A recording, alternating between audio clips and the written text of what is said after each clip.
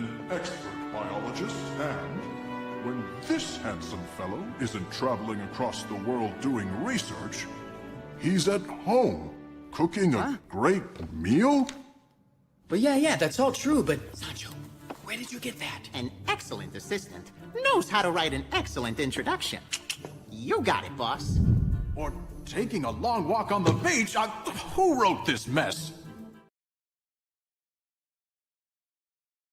If I wanted to, but that's not the way it works when you're a comic book collector, or if you're a toy collector. You just can't stop. You just move on to something else and then move back again. So the crazy thing about this, where is the cover of this? This little Mandarin spawn, which is going to the box. It's been sitting here for about a year now. It comes with a bonus mini poster, and then it's got the Spanish, the Spanish. Hopefully, you guys can all hear me and everything clear. Let me know in the chat if I'm coming through all right, guys. Is that I should have framed this. I just realized I should have framed this. It would have look cool if I framed it. But now I am going to box it up, so it's no point, trying to frame it. And I gotta find. Oh, there it is. I was just going to say, where is the stand for it? I was using for the other spawn. You guys remember the spawn? I don't remember what this one's called. But yeah, I've had it amongst my collection for a while, and just like that. I'm not sure where I found it or if it came with any other collections, but yeah, it was amongst all my toys. So yeah, one thing I do kind of like try to keep is the boxes, because I know that when I'm moving, they can usually get, the figures can get scratched and stuff. So I like to keep, just do a little slice of it for the stands, and then I can slip it right back in there like this. And then also the boxes, they'll look better when they display it up. If I don't have anywhere to put them, I can just, pull it out whenever I have a look at it, make sure everything's there. But the cool thing, apart from, the Capolo and McFarlane poster artwork there, is that it also has all these little friggin', has this awesome shield. Where is it? Shield. And this amazing swords, right? There's like about, you can see here, there's about 4 pieces of swords that you get out with this figure. So I'm not sure if they still do these, but I think this was a limited figure way back when. So I just put that upside down? Yeah, it's upside down. But yeah, I didn't even think about doing the stream. I was like, doing a stream about this. It was just like, I did a little video about like how I need room, and I'm like, well, might as well talk about the toys and how I got them before I put them away, because there's already like about probably about 8 containers, 40-liter, 20-liter containers of toys that's already been boxed up to make room for the previous lot of Lego. But now I've got to, like, I want to display my my what is that called? Is that an X-Wing? Yeah, X-Wing Lego instead. And then I've got this huge, like, right in front of me here, I've got the Batcave, right? I've got the Batcave Lego with like about 6 different minifigures of Batman, like in this Disco Batman and all that, Scuba Batman. And then I'll bet, Bruce Wayne there as well. And I'll pull it out later when I get room to show it. But also, I've got this huge Bat Glider, which is like about 40 centimeters. Yeah, about 40 centimeters wide. And it just sits there on the desk, and just all I got to do, it's on a picture frame. So it's easy to move around, but it's like annoying because every time I come to live stream now that I'm going to be doing it more and more. Because I just paid my friggin' bill. It cost me about 70 New Zealand dollars, which is around about $45 US per month to stream to about 3 different places. Like I usually stream to Facebook, Twitter, and here to YouTube, right? That's what I always say to people, if you're over at Twitter or at Facebook, jump over here and give me a like and subscription, because that will help me get more, get you guys notifications when I'm live or whatever. But the other thing is that I'm going to be doing going back to interviews, like doing a bi-weekly interview. So like every 2 weeks on a American Sunday,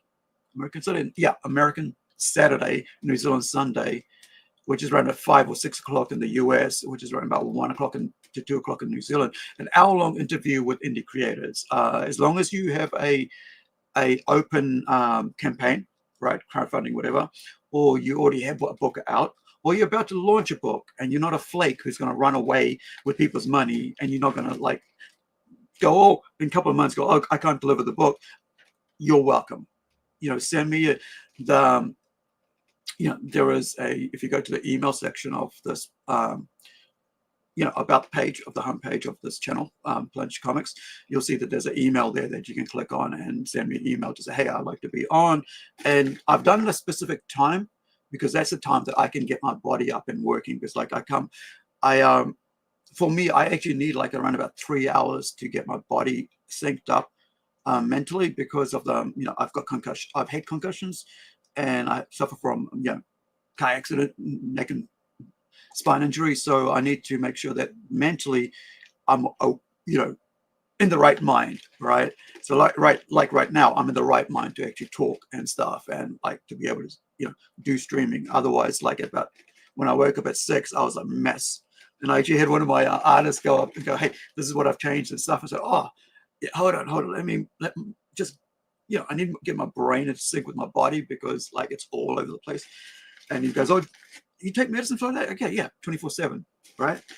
Every 12 hours, just to be, just to get my brain working.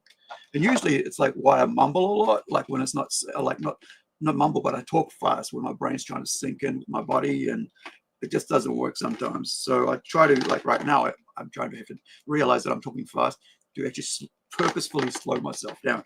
So hopefully you guys are cool out there, wherever you are. If you're watching on, like I said, on Twitter, thank you. Hop over to YouTube and give me a sub if you're, if that's, I like that. And also if you're on Facebook, but you don't have to, right, at the end of the day. But you'll get your notifications and all that.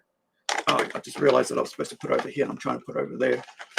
So if you guys have, if you guys collect, if you're a toy collector, and if you collect McFarlane, especially because I like to collect McFarlane's Batman series, right, and DC series, they're really good. I think that's where he excels at, like really doing really cool Batman stuff. But also, there've been people who've like said about how he cheats on it as well, like changing just a couple things and reissuing that. And I think, in a business sense, right, if you're a business owner, you understand that, hey, if you tweak something a little bit, like people do with variant covers, right, in comics, oh, it's a negative cover, right? It's like, you just put it into your, what was it? The image resolution or whatever, image conversion, and all you got to do is click a button that says negative, right? Or you change it into some pixel oriented, and then you put it out. So you like making money off the same thing, and the only cost that is for you is to get the printing cost, right? But for the consumer who's buying their product, is oh, it's a new really cool thing, without realizing they just done that. But a lot of, us comic collectors and creators are quite smart on that. We know what's what the company's doing. Dynamite Comic has been guilty of that a lot, right? Of like doing negative, like freaking doing 50 covers or something, and 2 of them are negatives. Or they do like some sort of like, the only covers that I like of buying from Dynamite are the sketch covers. And then like I'll go for like something variant that is a new art, not like a rehash, like a negative cover. I think that's cheating. And it's just, they don't look that good, man. Negative covers just do not look that good. I don't even know if there was like, I haven't looked into it, right? So I don't even know if there's like a market for negative covers right now. Like people are talking about the whole big thing about like celebrity covers, that sort of thing. And even artists are going, well, what's the point of doing up celebrities and shoving, like doing bios? Well, in this day and age, you really don't need to get a comic about some celebrity, because everything you need to know is out about them online, like every hour, So why make a comic about them? In the old days, fine, 90s, 80s, yeah, cool. Maybe Mr. T book, or that A-Team, something like that might have worked. But you know, the only thing I kind of think that is cool is like movie adaptation. You know, like a Judge Dredd, you know, Sylvester Stallone being redone as a comic, but by the creators. And I recently ran through that, like Carlos Esquera and John Wagner, you know, the original creators and artists of Judge Dredd.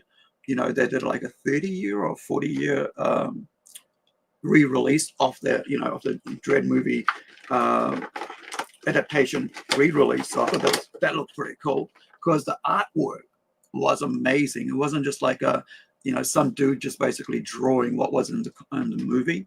And I've done that myself, right? Like my first comic book, The Circle, which is 6 issues of that crime drama, slice of life type thing. It was actually a, you know, me drawing with a mouse over screenshots of and also like reworking it to make it work as a comic book, you know, of the actual images from the comic, the movie, that 1 hour 50-minute student film that nobody's ever heard of outside of like my little group of friends or my family, right? And but I got, you know, I rewrote it as a comic book, as a 6-issue series, black and white thing, and that was the first thing I think that I worked on myself, right? I did all the work on it, and then of course now we've gone into where we do, you know, all types of genres and full, you know, hiring artists through Rising Sun Comics, and myself now just hired a new guy to work for another artist. Another writer creator, and then I'm working as, you know, the Valley of the Kings book, where I'm working as the editor, producer, publisher, whatever, a studio head, and art director of it, to as well as the lettering, to make the product, you know, make the comic for this other creator, and who already had released it, but in a different way. The focus wasn't on what we were focusing on, which is like the horror elements of the book, whereas before it was on the, you know, it was like more like a slice of life kind of situation, whereas now it's more, you know, what excited me about the book, as I mentioned in that short live stream we did the other day, was the fact that you want to concentrate on what excites you about the story, and not what is kind of like excites the writer or the creator. And that's something I've had to learn myself. Like, what is, you know, when I hand my script over to somebody and they go, well, okay, yeah, that works, that's interesting, and that's just boring as crap, right? So yeah, I think writers, I think writers tend to, and creators tend to need to ask other writers and editors, and you definitely need an editor, by the way. You need someone, even if it's a friend, even if somebody who doesn't even like comics, to look over your work, because it's always good to stand across to someone and go, hey, can you have a look over this? What makes, what, you know, is there any changes I need to do? Is there anything that should be, you know, I should look at making better about this, or that I should concentrate on? A lot of people don't do that, because a lot of time, you know, I remember meeting a guy one time, and I was doing, what was it? I was doing like some sort of comedy thing, a talk thing. Yeah, and I was talking about some, I think it was a poetry reading or some shit like that. And I was talking about how I'd written, you know, this book and so on. And, you know, yeah, my friend had just put this book out, and I was talking about how, you know, I was writing a story, and I'd written 50 pages of it, and I just stopped because I looked at his book, and I was, it looks too similar to mine. And then I read it, and it's like nothing similar to what I was doing, right? And then I'm like, okay, I'll go back to him when I feel like it. But that's 50 pages of a novel, right? And so I'm like, yeah, we'll come back to that some other time. But so this guy stops me, you know, after the stage thing event, right? It was in a restaurant bar thing, and he comes and goes, how do you actually let go of your work? Because like I'm really precious in my work, and I don't want anybody telling me what to do about it, and they might not like it. I'm like, dude, the fact is that if you want other people, if you expect other people to read it, if you expect other people to pay for it, then you gotta get somebody else to look over it, because you can't be too precious about it. I don't care if it's your baby. Like they say, like, kill your babies, right? When it comes to stories and, you know, whatever you're doing. And if you don't do that, you're going to end up not really happy when people tell you that they see things in their book or in that story that you didn't see that you should have worked on and stuff. Like for those of you guys who know me, have seen our the Plungecast and this channel, I talk about how Incredigo, when we first did Incredigo, and I funded it myself, spent $500 myself, and did about, I think about 50 copies of it here, black and white, and the art and stuff. I was like, my friend basically said to me, like, you got too many words. And I looked at it against like, I don't want anybody to read this. I don't want anybody to have this comic book. And of course, those who have a comic book that, is like the most limited comic in the world, because the rest of them are just sitting in the shelf there. Because I went and redid it because I felt like that's not what I want to put out as my first superhero comic book for all ages readers. And so we did it. We got it colored, we got an artist involved, and that's the thing, right? You can't be too precious about your stories. And I think a lot of people, give me a second, I'll just put this in. Too many people, when they come to writing and creating stuff, they don't look at their work from other people's eyes, like the reader's eyes. Like, well, what is it? What do you think of this, right? If I'm coming to this comic book for the first time and I look at the cover and I go, well, is it something that I'd pick up in a comic shop, right? Sorry. Will I pick this up in a comic shop? Like a toy, right? If it's that good, will I pick it up or would I just pass it by? And we do that all the time, right? As collectors, as readers, we do that all the time when we go to a comic shop. Okay, that pass, yeah. Oh, what's that? Like, have a look inside. Oh, the artwork, shit. Move on. Oh, artwork and the comic inside is great. And then, like, sometimes you run into the problem, like, buy a comic book and you walk through, it's like about 3 sentences on an entire page, and you go, well, what are they trying to say with this? And like, I just paid $12 for this, right? So you really want to think about, about your reader, and especially, if you want to, you got to figure out what is your best foot forward. Is like people talk about, like, when you step out of your house, don't you get dressed up? Don't you put on some aftershave? Don't you clean yourself up? Don't you have a shower, brush your teeth? Don't you comb your hair? So it's like that when you go to put your comic out, and that's something I've had to learn right in the last couple of years. It's like, what do I want people to see when they see my comic book, when it's next to any other comic book? Does my comic book open their eyes up to it straight away? The cover is the first thing, the logo. It's freaking important that people actually spend some time on a logo. And if they don't know how to do it, freaking use Photoshop. Or get a logo designer to do it. You look at the Vodka logo. I looked at it and I thought, wow, that's had some good time spent on that logo. I've, like, when I was doing Incredigo logo, I went through maybe about 30 different changes, right, just for that one logo, which is like the backwards G and I in the middle, right? And I was like, are you here? Yeah, so this little, that little logo took forever for me to draw out, right? Like, design that, And then one person goes, "Why is the G backwards?" I go, "Well, did you see how it drew you straight to it?" Asked the question, right? It became a talking point. Why is the G backwards? But yeah, I think you have to really, really think about why other comics sell and some other comics don't sell, because it's like the first impressions. The instant you see that and you move on, like, people have something like that. I think it's about 5 seconds, especially if you're in a rush. When you're in a comic book, you go 5 seconds. Yeah, and I've spent like half my life in a comic shop, like, honestly, even probably more than that, probably 40 years of my life. So maybe when I was like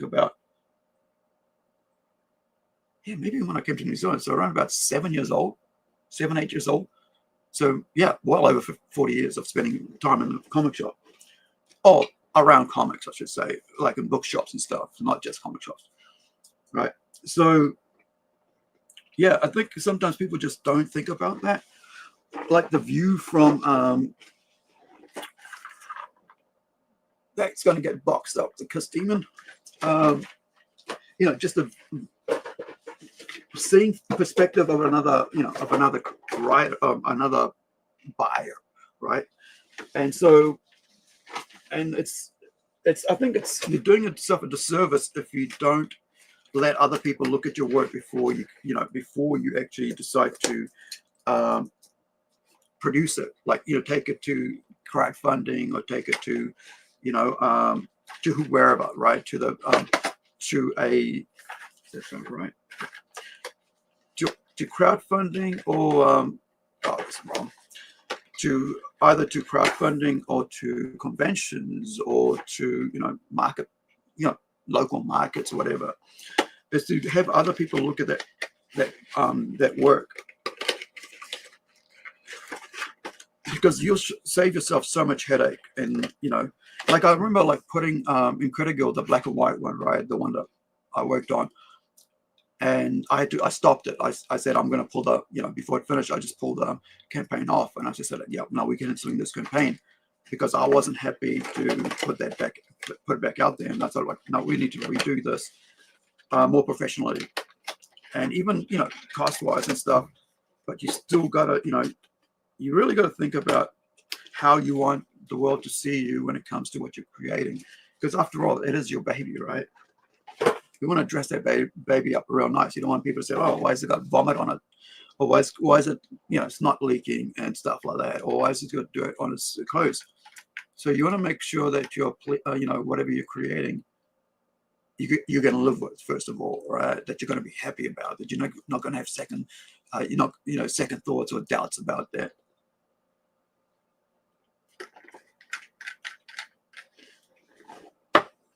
Now, hopefully I can, I'm not making too much noises for you guys to hear, but like rustling and stuff. But man, I should have bought another container this week, those big containers with lids to put all these figures in. But then I didn't expect to be cleaning up today. It was just like, I need this desk and friggin',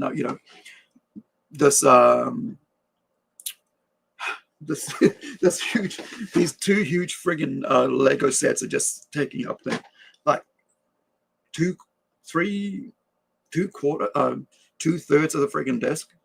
It's only giving me room for the mouse and the keyboard. That's it. I'll show you later once I get this sort of that's in there. I need something that's gonna fit on top of that. Oh yeah, there's a Dungeons and Dragons Hugh Grant figure, which is that Chris Pratt? Is that Chris Pratt? Oh, no, it's Chris Pine, right? It's from Star Trek, the dude from Star Trek, Chris Pine. So I couldn't find out where the figure for this is. But Con!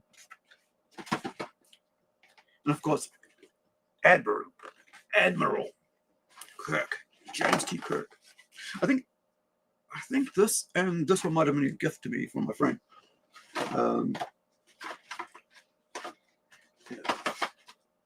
I don't usually like opening the bubble ones, like these ones. I like opening the box ones because I know I can keep the box, but I don't like opening these ones because it just ruins the whole display. But then again, I'm an adult and I'm not going to be playing with my toys, right? If I was a kid, I'd be like, yeah, rip it out and play it, don't really care. And now most adults now are going, oh, I wish I hadn't ripped it. But that's the cool thing about the Legos, right? If you're getting Legos, you have to open it. You can't just set them up and as a box and go, because it's not made. And that's what I think. That's what I actually like about Legos, the fact that you have to build the damn things, right? You got to pull it out, you got to open up the box, and you got to make up your, you make up your friggin' figure, and you got to have it the way you want. Oh, that thing fell off. You got to see what. Wait, hold on. Whoa. Crap.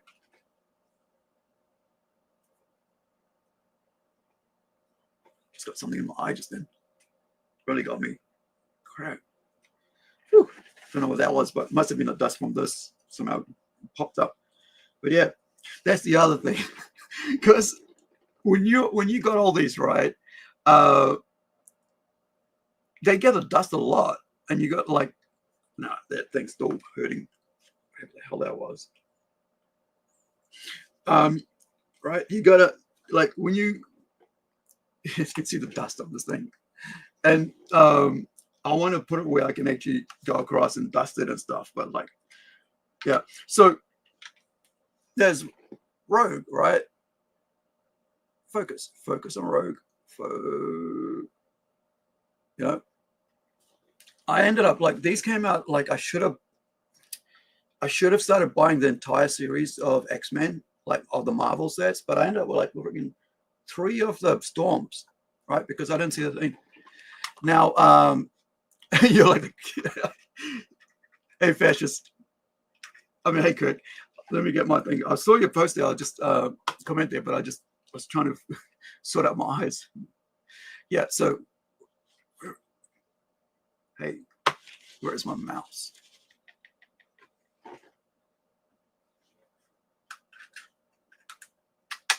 There it is. It's like, why is my mouse not working? Yeah, so, yeah, Chris Pine, Star Trek. Yeah, anyone who references J.J. Abrams and Kurtmas is, yeah, it's, I'm not into that series either, by the way. I'm old school, right? And I don't even watch any of the new crap. So, yeah. I think my Enterprise with Scott Bakula was the last one that I actually think was actually worth anything. What does that mean? You're like that Kiwi Finatra. So look at that. I don't even know why they made him pink. Like, does that actually make sense? Like, yeah, they don't know the hell out of me when I saw it. It's like, why do they have a pink friggin' Magneto? Right? And somewhere here should be Cyclops. Oh, there he is. So yeah, so there's Cyclops and stuff. And I think there's a Wolverine around and whatever else. I think these came out with like 4 or 6. I'm not sure. But yeah, ever since I got into X-Men way back. Oh yeah. Yeah, I actually just started moving on to Lego maybe about a year ago. Because I don't know, I just got tired of comics. You know, that whole comics don't matter to me anymore. Like, and I don't mean like indie comics or anything like that. I mean like Marvel and DC don't matter to me anymore. Like, I don't even think about the movies anymore. You know, after, you know, so many decades of actually being a fan, I don't buy mainstream comics anymore. That's why like now I just went, I can't be bothered with buying action figures after spending years of buying action figures. Well, I don't know what time it is there, but it's 10 a.m. here in New Zealand, so hopefully it's later for you, because that's pretty early. I was on a taxi yesterday, and my regular taxi driver goes, "Well, I just got called up to go pick up this guy," and he gave his fake name, this guy that always gets drunk. So the payday came in, you know, for like the dude doesn't work.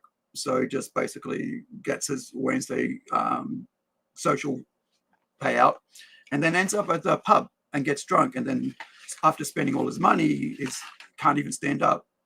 And he gets somebody else to call up the taxi to take him home. And he's like, so the taxi driver goes to him. It's 11 a.m. in the morning, right? Or close to, yeah, I think it was 11:30 when we came back from doing grocery shopping and stuff.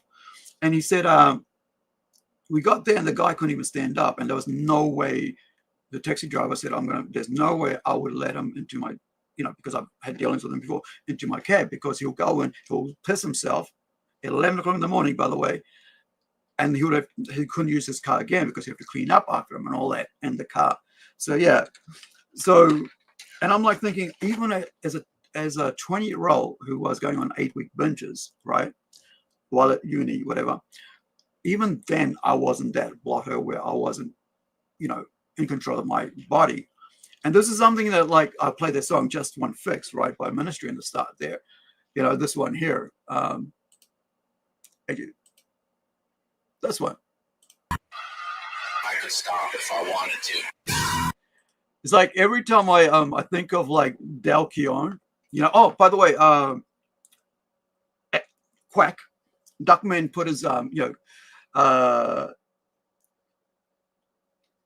put his video out today. Hopefully you guys saw that. His answer to the documentary, because everybody's like losing their shit over it. The only person to blame and all that is, I think, is Del Keown, right? 64 years old, substance abuser, you know, and who just needs one more fix, right?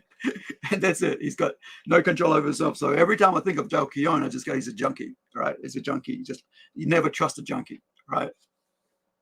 Because at the end of the day, they are not in control, and they're going to make you not have control, because they will always be demanding you to always fix them. Like this dude, right? Like I was talking about that drunk dude who gets drunk.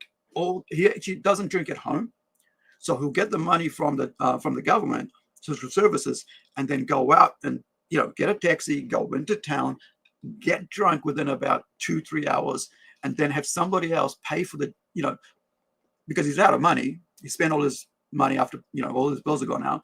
He spends all that money he's got left, whatever it is, at the pub, rather than drinking at home by himself, buying cheap beer, like without having to pay the, you know, the overhead you got to pay when you're in the, you know, the bar or something.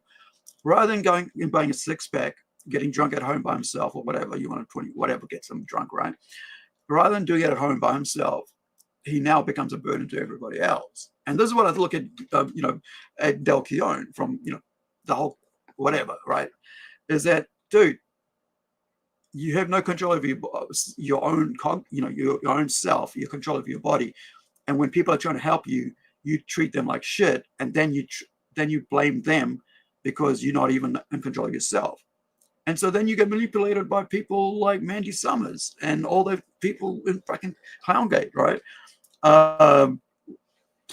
And yeah, I just hope Pitt never gets made, because that dude's is gonna drown in his own, you know, vomit, the OD, right? Because the moment he gets that money paid out, that dude is dead within like 24 hours or within like a week of that, I reckon, because he's gonna OD with all that money. He's just gonna, like this dude, right, who keeps drinking and drinking and drinking. That's it. Like, he's got nothing else to do but get drunk, and that's it. I can't imagine that life, like, because I've been through that when in my 20s, like early 30s. So, but I was always working, right? Even when I was like drinking like 6-8 week binge, I would still go to work and I would still go to study, and people didn't even know I was drunk, because I was like that all the time. Even when I was doing my art school, I was like that all the time, either stoned or drunk all the time. So nobody knew that I was actually that. And then after, when I stopped, everybody went, dude, are you drunk? When I actually stopped, like I had to actually force myself to get off alcohol and drugs. And it was like, you know, and I don't mean like drugs like, you know, meth or anything. I mean like weed, right? But I was doing oil. So it was like always either alcohol or oil or weed, and all the time. And so when I came off it, I had the shakes, and people were going, what's wrong with you? Are you drunk, bro? I'm like, no, I'm actually sober and trying to get sober. And like, man, that was crazy. So, and that's like, I think I was about 27 when I stopped being like that, like totally like stopped. Not that I don't drink anymore. And I only like probably have a beer once a week, right?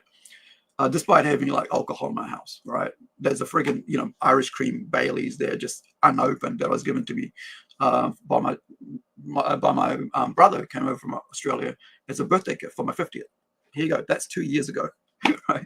And then there's tequila there, and I think there's some banana liqueur, and there's obviously this beer there, like Iron Maiden beer, but the 64-year-old dude has like has nothing to his name apart from Pitt, and maybe, you know, and all the other, you know, stuff he did for in his, you know, 90s, whatever, whenever he was doing Hulk. But now they're all around him like vultures, because he's got that one thing that actually has his own, as a creator IP, you know. Whereas me, I've got 6 or 7, and I've got like another dozen or 2 dozen that I can, you know, if I have the money and time, I could release those. But he's got this one thing, and it's Pitt. And he's don't, you know, apart from not being known as a whole, you know, whole artist, that's it. And so that's why it means so much to him. But yet they know that, and they'll abuse and use him. But that's his own fucking fault. You can't hide as a 64 38-year-old man behind, oh, I have no control, or I am in control, because all you do is get drunk.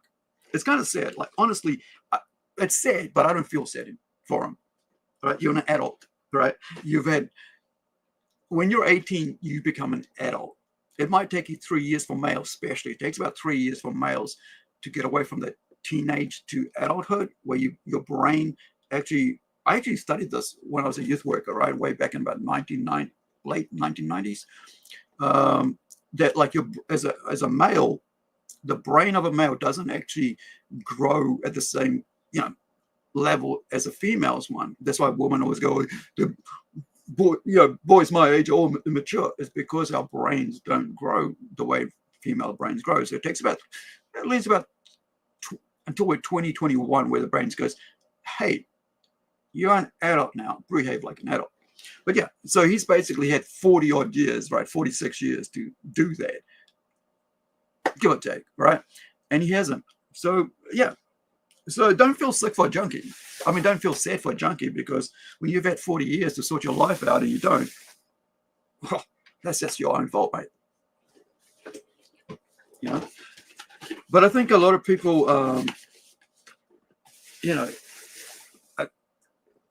they just live in that dream that females do with like criminals. The ones who I can save them. And I was just thinking it was a Flash, and then I'll read it. Like, I don't have a Flash. It's a Supergirl. I think I actually bought 2 Supergirls, by the way, because I like the design of it, and I also thought I could like redraw it or work it so it looks like my character, right? Incredible. If I paint her up, I'll get somebody to do it for me. So yeah, I just want to make this shrine now just be like a Batman shrine, rather than now it's like a DC Batman shrine. So I'm basically gonna put everything away.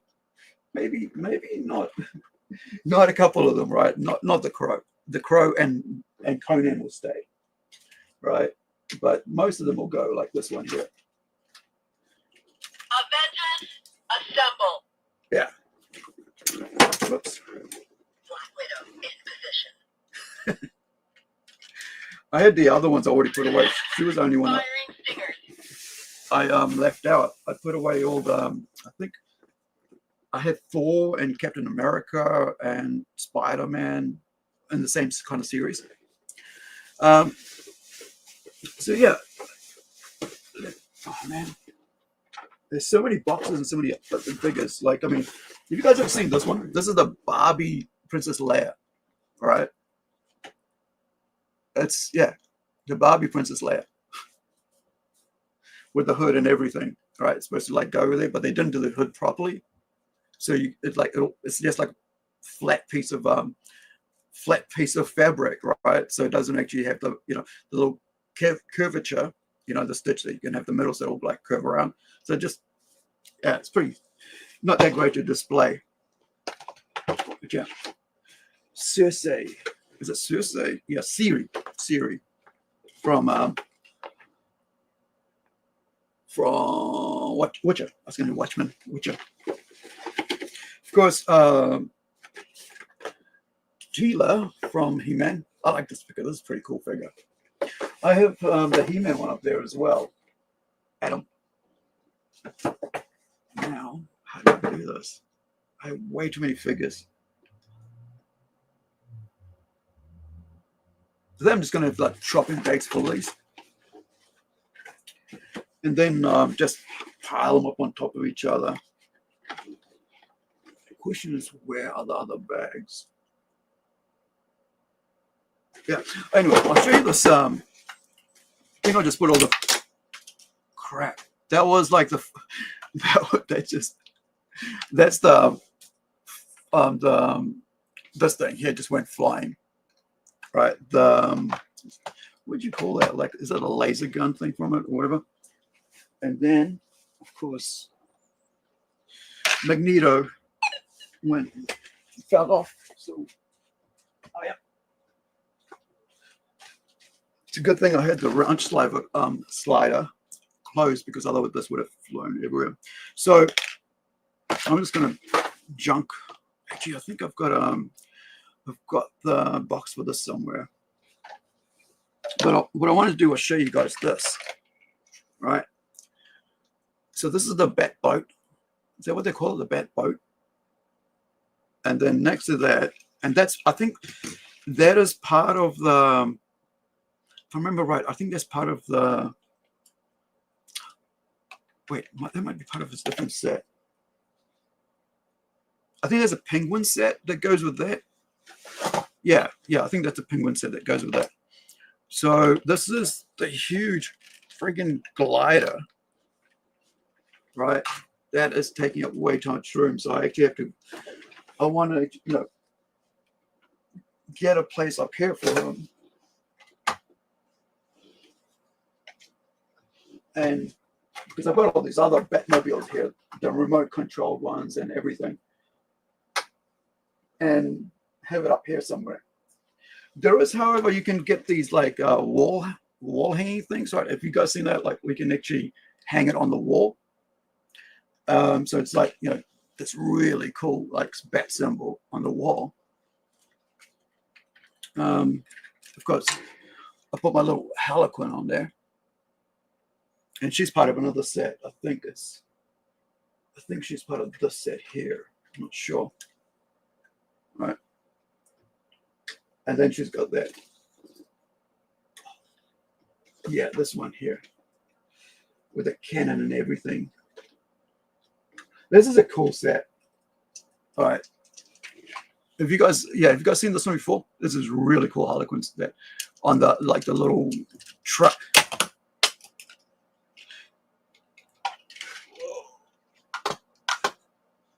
That actually hit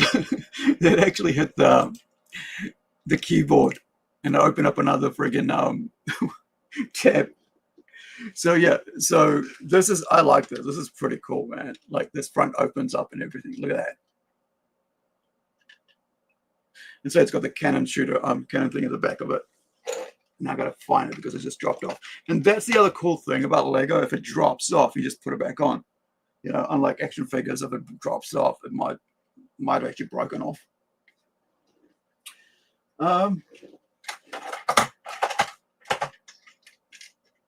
More Batman. Homer. There's a PVC Homer. Like you can knock someone out with that.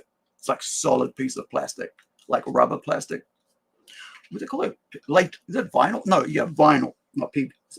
Wait, PVC vinyl. I think it's vinyl. Is that what they call it? Vinyl, like a rubber rather than like plastic. So it's like bendable and squeezable. Bone Crusher. Is it Bone Crusher though? Can't remember. Remember this guy from X-Men? From like 1990s X-Men, early X-Men.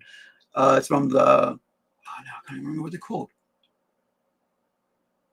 It's when they were in Australia.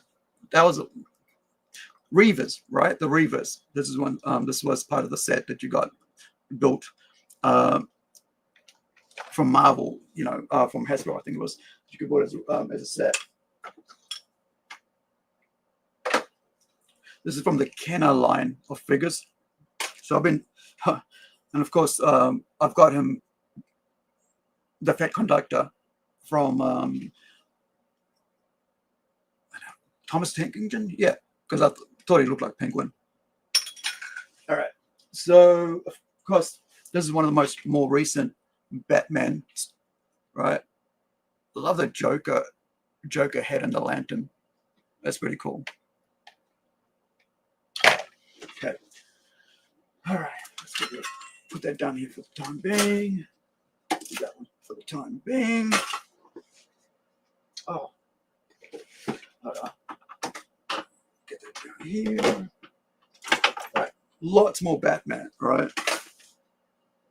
And of course, then you get the Star Trek. I also had to dust all this down because it's been sitting here for about a year, so it's get a little bit of dust. So yeah, we were talking about Star Trek earlier. So you got Data from Next Gen, right? Kirk. It's too bright on his eyes. but he's pretty white. So yeah. Then you've also got the cord from back, you know, the good old days, the better days of the series. And I think this was number 20. Was it 20? That one is like when the last Star Trek That Was Good came out, right? The movie. And we've got the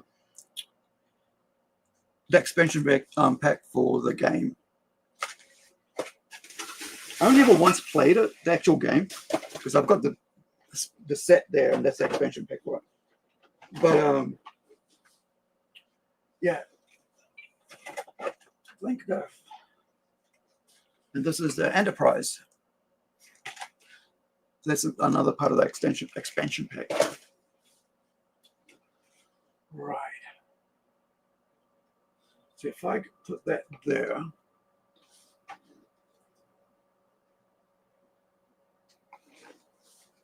Yeah, I think these going in there. Yeah. So these are like the clocks and stuff. Big Robin clock.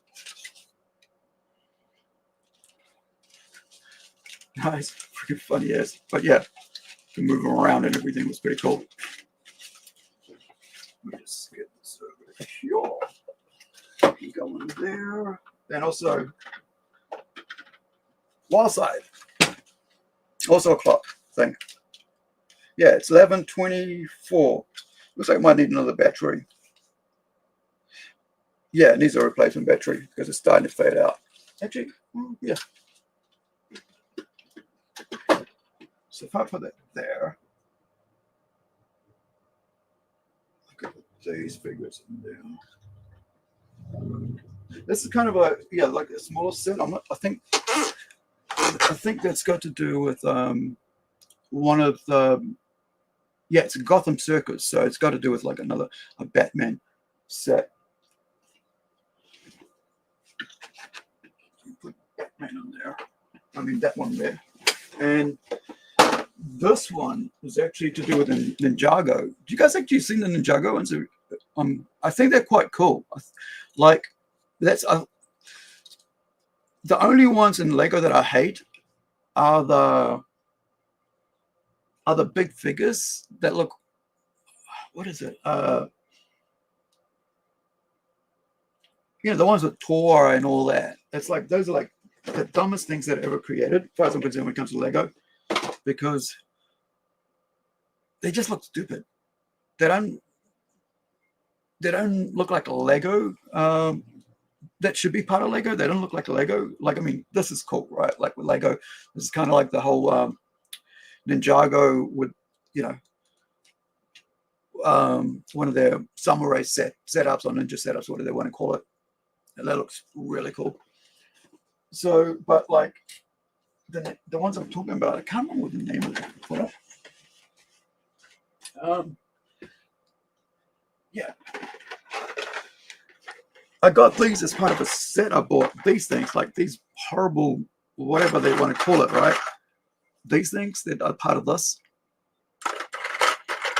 You know, I do not like these. It's the only things in Lego that I just find really not necessary, right? I mean, unnecessary. Isn't that unnecessary? Yeah. Because I just find, yeah. It's like I'm thinking of like if none of these, like if there's anything here that I want, I'm just going to give away to, you know, drop it off at the thrift shop and go, yeah, give it some kids or maybe whoever. If it doesn't fit anything up that's necessary for anything that I have, like, you know, stuff like that. It might be quite, yeah. And these wind up things. Yeah, I really don't know whose idea was to create those. I remember I got a Switch with a guy for games and stuff, and he gave me a whole bunch of those, and I just straight away gave it to my nephew. I said, "Here, here's the 10 of these things." Didn't even think about it again. Check out this dragon.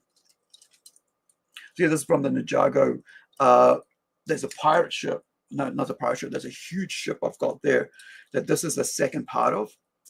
I think it's the last flight of the Bounty or something like that it's called. These are awesome. It's like just like the X-Men cannon. There's a little bit in here. Whoops, that flies off as well. So let me just put that over there. Oh, there's a Hulk bobblehead. Yeah, that's what they call them, right? With the ones without the, I mean, ones with spring in it, spring loaded.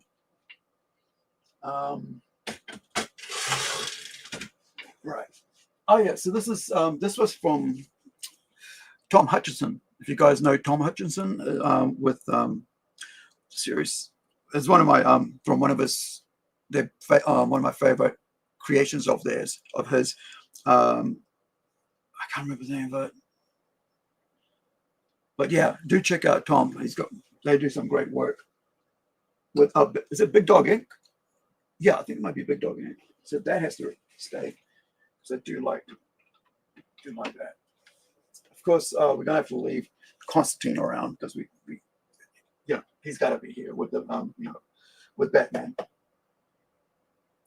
All right. Every time I see a duck, I always grab one because it's always with the penguin, right? So I've got like ducks all over across here, if you can just see them. So that I always have them. Oh, actually, I didn't realize I got 2 of them. They need batteries, but yeah, I've got 2 ducks. So alas, Matt, quack. All right, Road Warrior Drake. Okay, so they got to remain because of duck, because of penguin with Batman. Yeah, so this little piece here is part of, if I remember right, it's part of the, oh yeah, there we go. So part of this set, oh, not this set, but part of another set with Harlequin on it. I think she uses that as like her little hand cannon, like, so she holds onto that side and then looks through that and fires off. So I'm not sure if that's what it is, or it might be like the, who's the Frost? Is that guy that's got the it's part of part of the Batman universe. It's his wife is, he's put his wife into a cryogenic situation because it's too what you call it, she's dying of an illness. That dude, I think that's what that's from. That's why it's got icicle kind of things there. Okay, so those 2 up there. Okay, so you're good. That label's done. Right.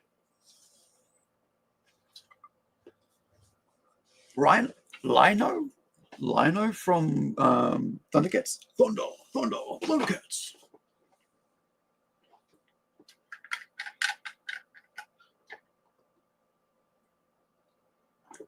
One thing I do like with Lego is the jets. Because I've got like the, not sure if you guys ever see. Let me just see. So almost broke the Batboat. So over here is the invisible plane from Wonder Woman, right? Of course, that's Martika Kusanagi. Yeah, General. No, Major. And then further up over here, we've got the Avengers jet. And then also, you've got like Batgirl's jet from Friends. And then we got a non-Lego, 2 non-Lego I think it's Japanese, mate, like Japanese design. I think that one might be Mega Blocks, and I'm not sure what that one is. That might be Mega Blocks as well, but 2 helicopters, right? Military copters, say. Right. It's one of the, is it the Cuckoos? I'm not sure if it's the Cuckoos from Marvel. Okay, so Batman from animated series. It wouldn't stand up, so I just put them on a stand like this. I'll just leave that there for time being. Now, how high is that? Okay, let me see. So it's about 1.5 times that. So, Sailor Moon. I found it at a thrift shop, and I was like, yeah, why not? So I think I might be just able to get this. I'm thinking of like this. No, I'm gonna have to put it in front of these because it's too high. So out of the whole Terminator, out of the whole new 2010, whatever it was, or 2014 series of Marvel female characters, Gwen Paul was the only one that I actually liked out of the whole creation of that time, because I felt like, excuse me, sorry, moved around. I forgot that I actually wasn't on camera. So that Gwen Paul was the only one that I liked. So I spent about, I think, New Zealand, $90. So probably about 50 US maybe when it came out. I think I've got a box about like dusty ass because it's been sitting there for a while. And I'm going to leave her here because I really like her as a character, and the work they did with her was cool. Now I took this from a box from the puzzle sets, like the 3D puzzle sets, because I just like the fact, I might put it behind there as a backdrop. It looks pretty cool when you have something like that there. A New Zealand flag. Oops. There we go, all the way down there. All right. This is the Tumi Japanese. They come in little boxes and you put them together. It's yeah. I just actually sent one of these to my nephew in the box, brand new, as a gift for his birthday. I think just this weekend. Got a bit behind. I was supposed to send it with my family when they went over to visit, and I forgot the date. So otherwise, I wouldn't have would have already be there. And yesterday I had to send it, post it over. But yeah, these are really cool. Tsunami. I think it's Toonami that puts these out there. Really good quality figures, details. If you ever bought one of those, you know how good they are.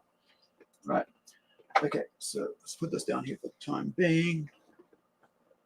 Gee, I might get a cloth to dust all that before I replace them.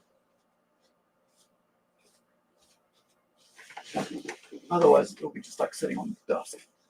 This is a screen print that one of our local paper makers and screen printers did, and they were just selling for about $2-3 each.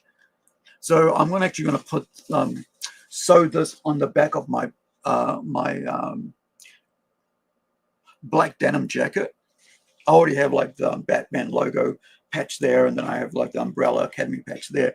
So I'm going to put this up there on the back of that now that I'm moving things around. But yeah, this is actually heavy canvas. It's like the canvas people paint on, like oil paintings. So this is going to last ages. But yeah, it's Indian ink, I think it is, that they use, or actual proper ink, and so it will never, come off.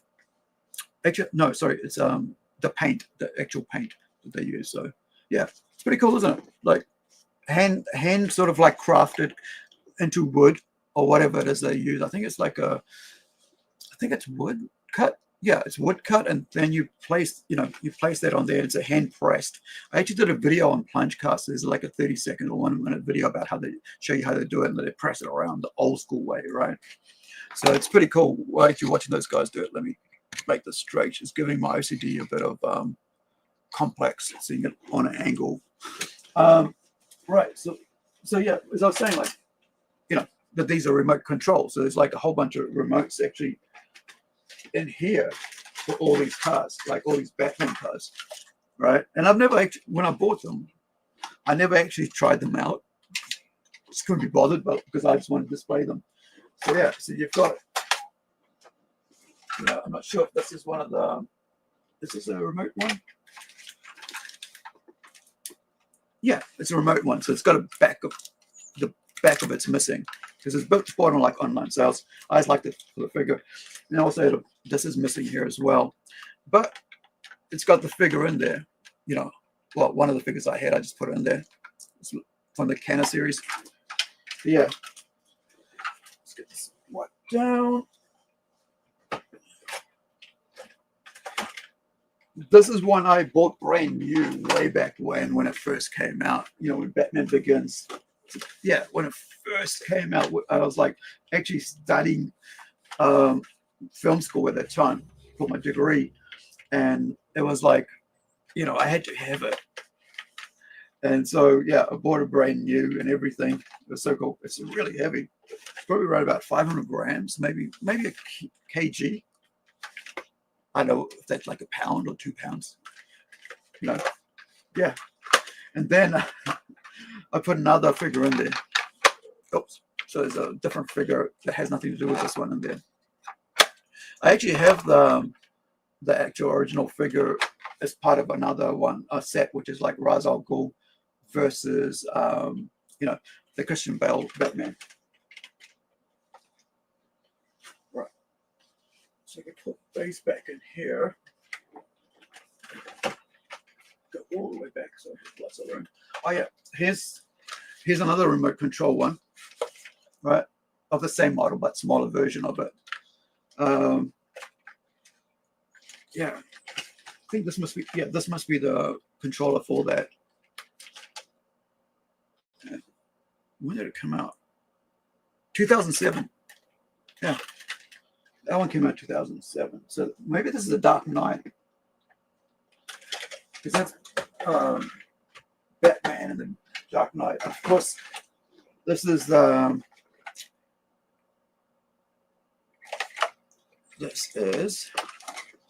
I put a different figure in this one, right? And I think this is the one from maybe this is the Dark Knight figure, or not the Batman Begins figure, which is in just needs batteries, but it makes sounds and stuff. So you got a button up there,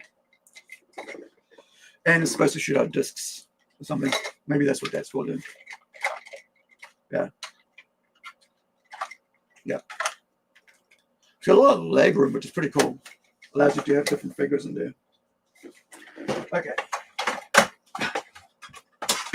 I also collect cups, which is, I don't know why, but I do collect cups. So this is the the Planet, you know, Daily Planet cup that you can, yeah. I have like a whole couple shelves worth of cups. There's some over here as well. You got the Batman up there. There's a Superman up further up. There's a Robin and Batman movie cup. That's Star Trek. I actually just moved one that's got I Ain't Afraid of No Ghosts from, you know, Ghostbusters. Yeah. So, yeah, after I started collecting Lego, I started to stop buying cups, right? These are pretty cool cups. Thought it was pretty cool. That way. That way. Okay, hold on.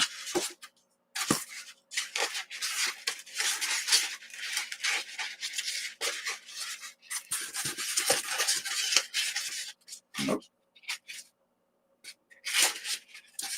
There we go.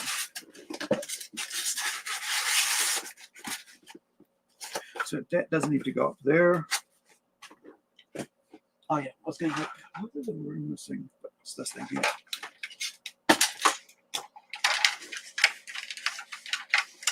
Hopefully someday I can find the other piece that's, you know, a conventions or some flea market that's got it and replace that bit. But until then, I'll just wait. Now, let's get this friggin' big, huge, without making it fall apart on me.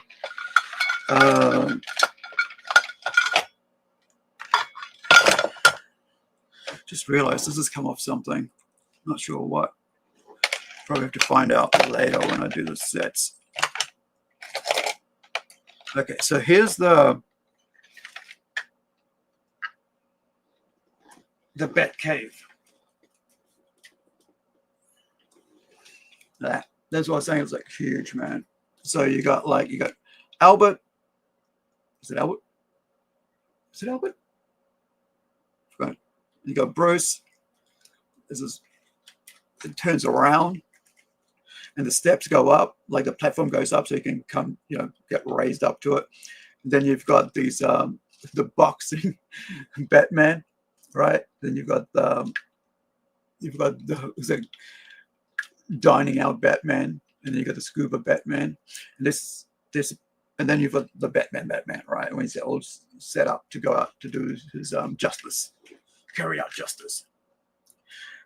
But I've got a whole bunch of other Batmans. Oh, and I think this one comes with a Robin as well. So you can like put a whole. You can basically. This is the cool thing about this is that because it's got some open slots, empty slots, you can actually put other figures on there. And I think that's something that's pretty cool that they did.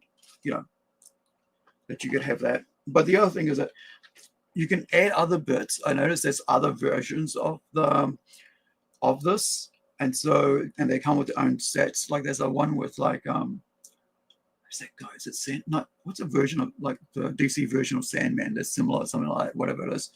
He attacks. So there's that version of the Gotham. Sorry, the Batcave, and then of course you got like the Bat Mansion. So I'm hoping to like slowly have the entire Lego, series, what have you, of Lego one day. Not in a rush. I just like if I see it, I get it. If I don't see it, I don't get it. Doesn't bother me. But this is cool. Like so, this is like the small version of that big, huge version with the clock there, right? So let's put them up here. Next to one of these.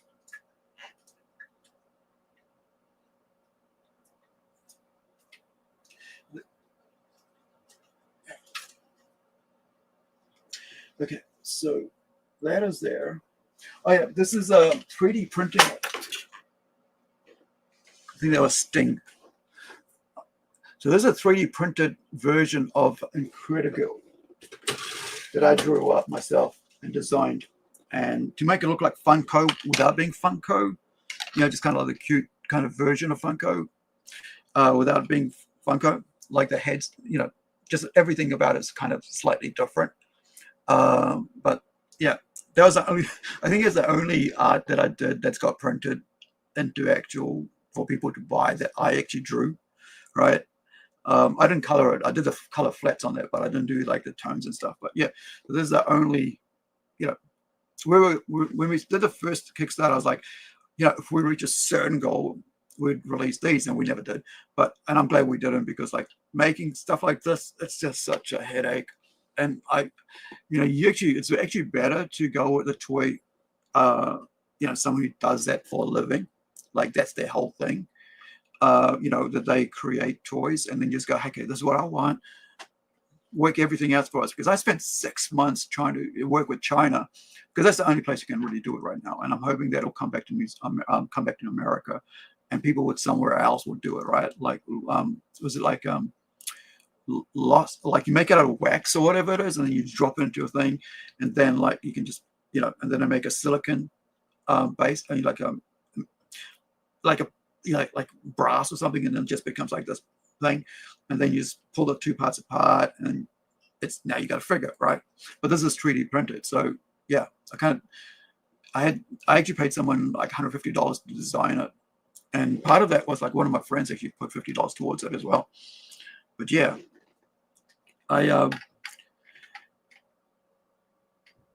toys are such a weird thing. You really have to know what you're doing, and it's like I said, it's actually better to actually work with someone that does that than to try to go out of your own way to do it. Like it took me 6 months to go, okay, we're now ready to go, and this is what it's going to cost.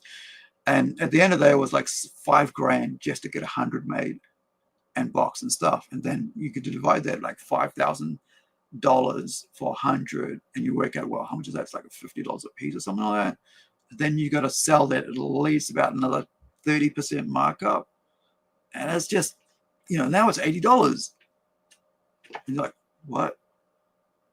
People don't really want to spend that for something that it's like the first ever thing of itself. Maybe for a limited series might work, but you really your IP is got to have that recognition that it's something that's like has a lot of recognition. That's why you see like a lot of people not really doing toys And if they are, they're doing very limited and very, very costly.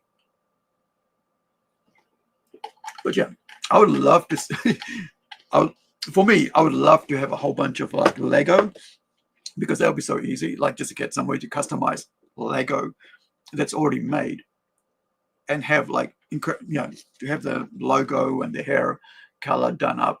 I think there's a Lego that I've seen with red hair that would suit, and then you just basically just change a couple things around, like the white belt, she's got, and the white gloves, white eyes, just so it has that look.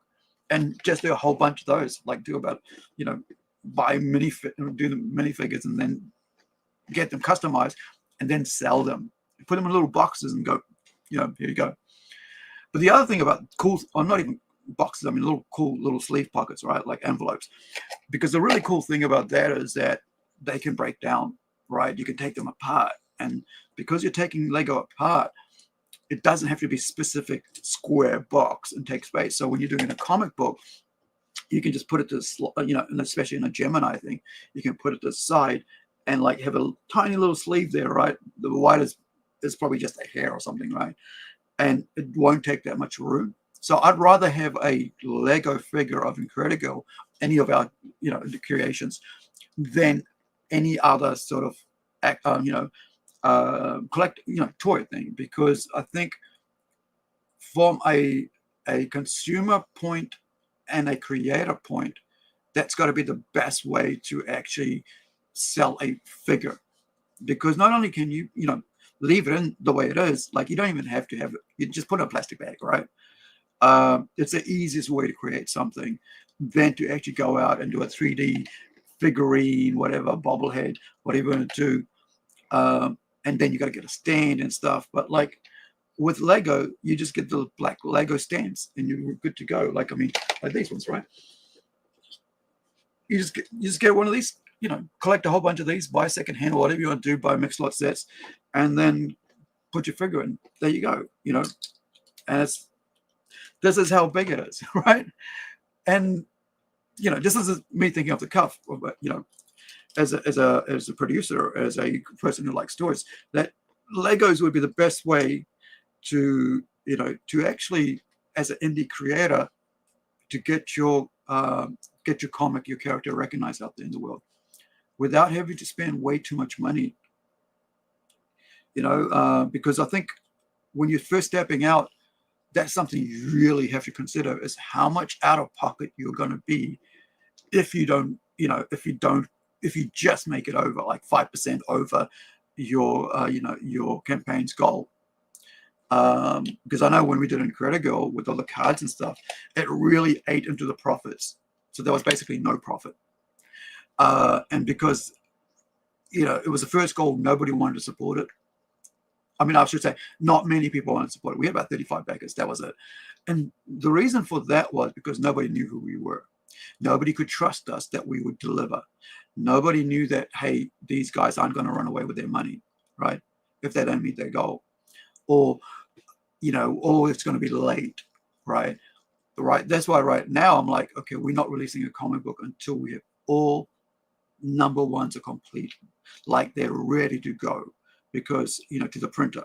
Until then, we don't release them, because once you lose trust with people, that doubt in their head is like, it's big, man. Like, think of it yourself. Somebody did that to you. How would you feel if you put your trust in someone and they didn't follow through, and you're like, yeah, I'm not going to trust them again. And if then you got to like, wait and see kind of thing. You go into the period of like, well, let's wait and see if they do it or not, with the next one thing. And then you go, well, okay, now they'll release the second issue. Yes, I can see now I'll support the third issue. So yeah, I think I learned a big, I really, really learned a lot in the last 18 months, and so now it's like, okay, we got to really, really think about the perspective of a customer as a, someone who's supporting you as a backer. That you just go, oh, I'm going to do this, I'm going to do this, and then just, throw everything to the wind and not have anything done. It's like, I mean, issue number 2 of Incredigo's finished. there's like a couple of tweaks I got to do on the back of the cards, because I just sent it to Tomas and he said, hey Tomas, can you read the back of this and see, because the next walk's coming out, right? And it's like, can you just see if there's any mistakes? So he came through and said, oh yeah, everything's fine except for a couple of spellings. Yeah, I think you missed a word on that one. Okay, cool. So once that's done, that campaign, that project is all done. Like everything, all the cards, all the comic, lettering, it's all done. All I have to do is one more final run through with my editor, like my reader friend, right, who's going to read it and make sure it's right. And then I got to go across, and at the moment, like I said, now I'm doing like the color flatting on 3 comic books. And Vodko just got Valley of the Kings. So I'm doing like the color flatting on the cover of that, which is I'm going to do tomorrow because I need this area clean. The other thing is, like, because I have a bit of OCD, if my brain is like focused somewhere else, I can't focus on the work I'm doing. So I like to have my area environment in this, set up right so that when I'm focused on something, I'm 100% focused on that, right? Otherwise, you kind of like distracted all the time, and I don't like distraction when I'm working. That's why, like, when I do writing and when I do coloring, most of the time I do it in the middle of the night when there's no noise, like everybody's sleeping in bed and it's just dark, and it's me and and the screen, and I'm coloring away while I'm writing, and just focused on that and nothing else. Like sometimes I don't even have music on because I find that distracting as well. If there's any other noise, like I said, my OCD, right? If there's any other noise distracting, I kind of my brain starts thinking about that and not what I'm working on. Excuse me.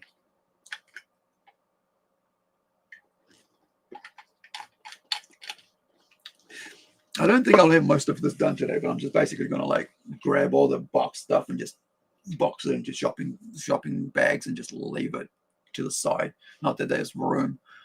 Just looking at this pile of games we got there. I found a Rick and Morty Monopoly the other week, right, for $5. I was like, what? Hardly played. And then the week before that, I was like, found what's the other one there? I think there was like a Captain Scarlet game. Sorry, Thunderbirds, right? Is it Captain Scarlet? No, I think it's like Miss Scarlet, or the pink, the pink lady. And yeah, and I found that, and I was like,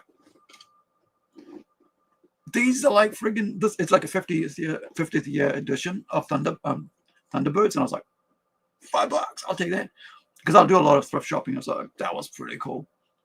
Blew me away to find the Rick and Morty one, and it was missing the gun. That's the only thing was missing. It was like missing the gun, and I actually have the gun as like a pin, so I'm just going to use the pin as the gun when we get to play it.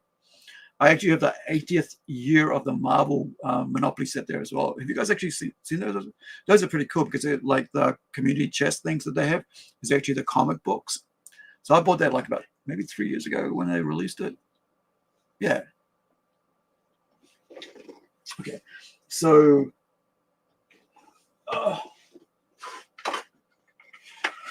that's the other thing's going to stay. Love life. Date alive. Number 4. So my anime ones will stay as well. So there's a couple that will have to stay. Wait, what's this from? It's a Lego from like the Jungle Lego sets, like the City. Yeah, City. I think it's Lego City series. They have them. Now, okay, so that's there. Let me just hold up here for a second, guys. Sting. Rest of Sting. Yeah, even have like Batman. I even have Batman like cufflinks. I think I've got Superman somewhere as well, but yeah. Obsession, right? Yeah. Oh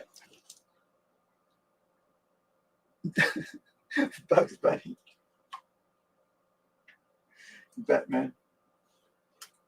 And here's a He-Man, Adam. I guess it's a He-Man figure, not the Adam figure, right? Okay. All right.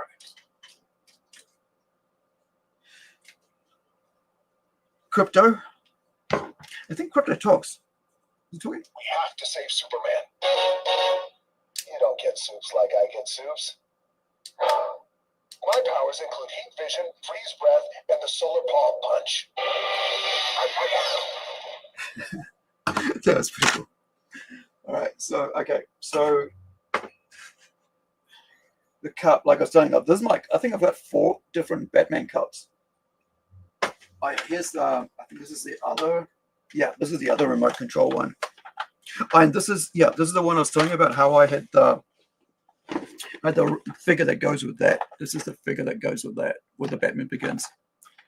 It's got the safety belt and everything. What else? Does this fire anything? Yeah, I don't. Oh yeah, here we go. There's supposed to be something shoots out here. Hold on. Yeah, there we go. So on the side it pops out for the cannons. Then I think that's for the noise. Yeah. Write it down before I put it back in there. Okay.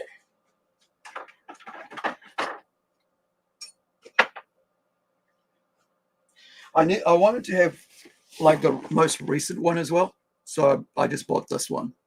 I'm thinking about get the Lego one for these, but we'll see.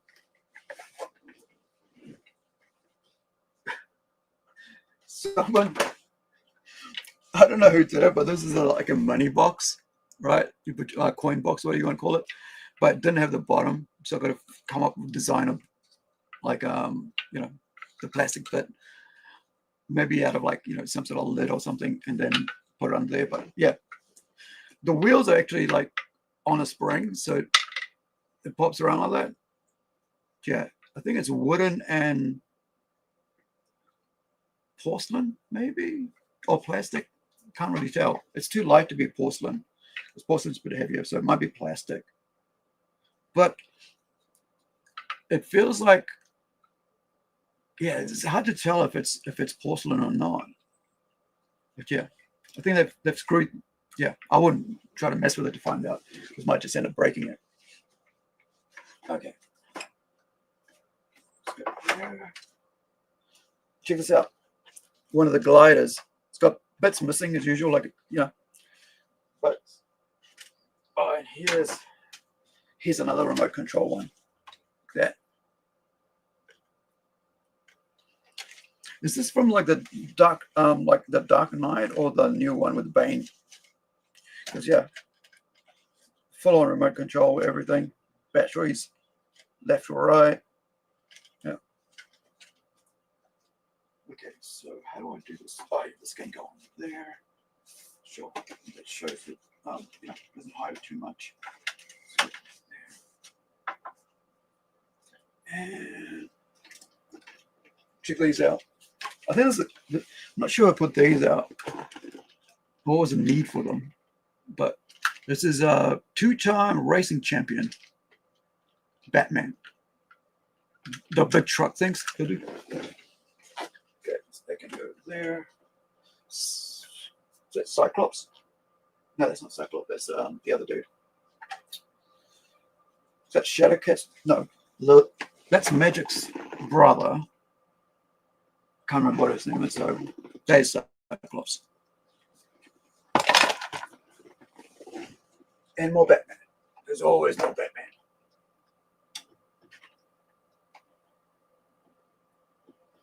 It's a cool little card that they put out. Shiny, the foil cards. Oops. Just stepped on the edge of that. All right, let's get that out of the way. Did you guys see these ones from Funko? These big giant badges. You get Joker, Batman, Robin, of course, and Wonder Woman. Like big, huge badges. I think I bought 2 and I gave a couple away. They come in this felt, you know, the olden style like jewelry felt thing. Look at that. Oh, actually, it's not a, yeah, it is a badge, but it's like also a stand, so you could actually stand it or wear it as a pin.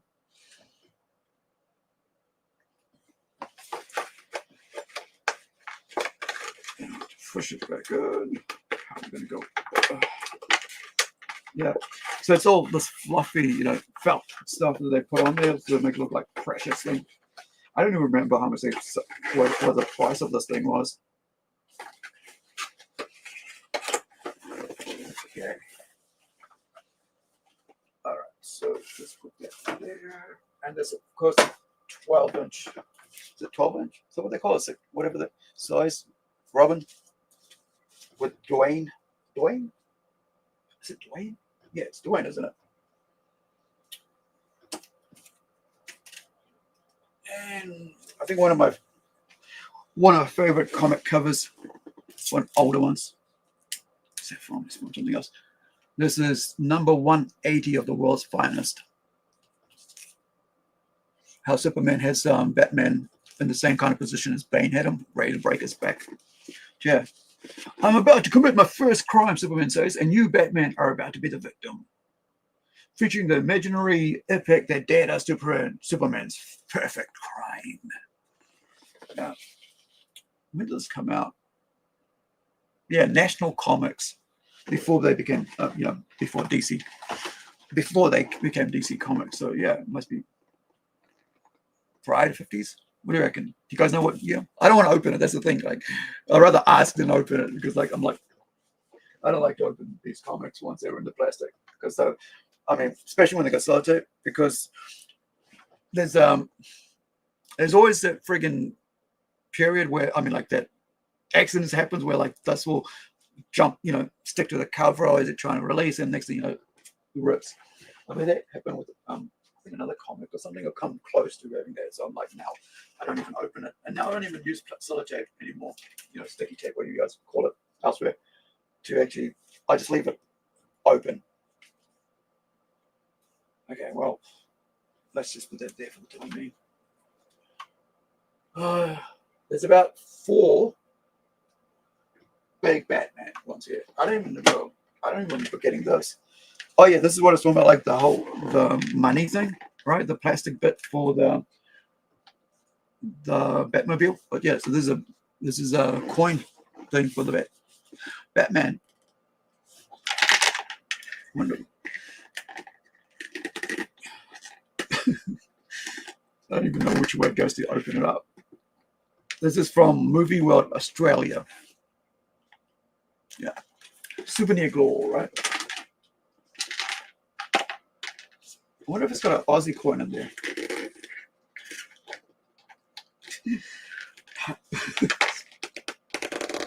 No, not that way. Weird. I can't figure out which way, when it will release it. Can't be bothered. So, like, I need a coin. Okay. Right. Hold on. So if I make this a Batman shrine, which means all the Batman gliders will have to come up here. The Hot Wheels Lego will have, Batmobiles will have to go that way as well. Ooh. Wait, where's the box for this one?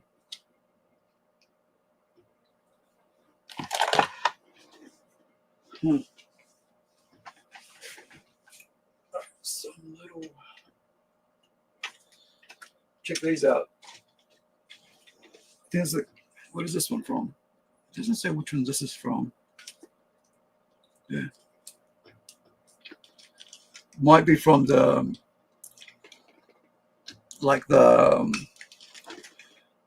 Batman of the Future one, the 2099 series. Because it's got the red.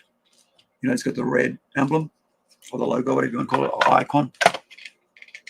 And these are like, I think these came out as like the McDonald's ones, or way back in the 90s, Batman.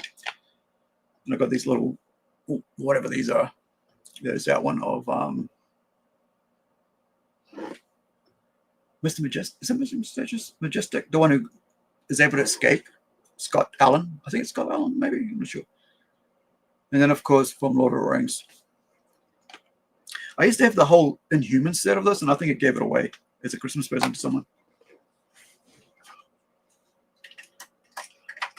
Oh, yeah. Here's the Here's the Wonder Woman in that set.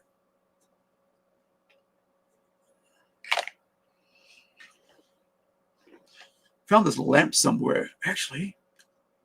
So that's what that's for.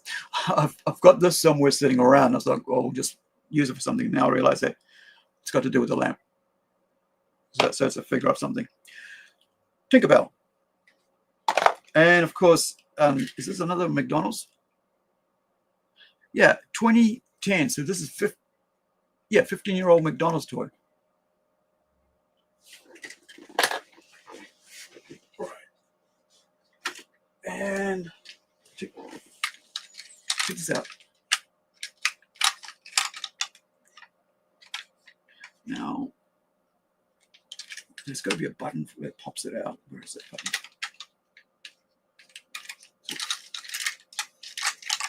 Nope. Anyway, this thing basically pops out as opens up like that. You got a little figure in there. It comes out. Does it come out? It's pretty stuck tight. I'm sure it comes out, or maybe not. Maybe it's glued in. It's got half his legs missing. If you look right down, bottom of his legs gone. So yeah. Okay, so I can go over here, and that'll allow me to have a whole bunch of back gliders. Oh, I'm actually supposed to, I'm actually giving one of these away for my friend for his birthday. I was missing a couple of pieces, and so didn't get it in time for his birthday, but I had to find the other pieces. So then I found the other pieces, and like now it's ready to go as a gift. But yeah, I like this. This is pretty cool. I've got, yeah, like I said, I've got 2 of them. So what? Well, I didn't say that, but the reason I'm giving it away is because I have 2 of them. Because I bought one and then another one arrived in another set, and I was like, okay, cool. So yeah. So this is how it works, right? So there's this little trigger there, and you can put it up, open and close. So it's pretty cool. So, and then also this goes up as well. Yeah. So one of these is gone as a gift. So I won't need to find a place for that. But I do need to find a place where it doesn't fall apart on me. Okay. The one. Wait, hold on. Which is the right one? I think that's the one that was saying, like, make sure I've got all the pieces in the right perfect. Looking. Yeah, it was this one. That stays. So there you go. So now that gets there. We're talking about Star Trek earlier. So if you're still around Kirk, check this out. I got given this as a present as a birthday present from one of my friends who bought it online and found by the time it arrived it was broken. So you actually, fixed it. It came in a box and everything, but one of the pieces, I think one of the wings had broken off. So he actually glued it together, painted it, and set it all up again. But yeah, this is old school phones. You can actually call someone from them, right? Yeah, you can actually plug it in and call someone. And this is a sign. This is the James T. Kirk wall. Now I forgot his name. I should know his name. But yeah, it's a sign series, limited edition sign series. But yeah, but as a birthday present, I had my comic shop at that time. So and he delivered it to the comic shop, and there's people in the, and I was like, my eyes just lit up. Like there's a kid on Christmas Day or whatever. It was me on my birthday, his eyes lighting up and like seeing ears opening up, going, oh my goodness, why? Thank you so much. Because he knows, my first love was Star Trek. And it's still been my love forever.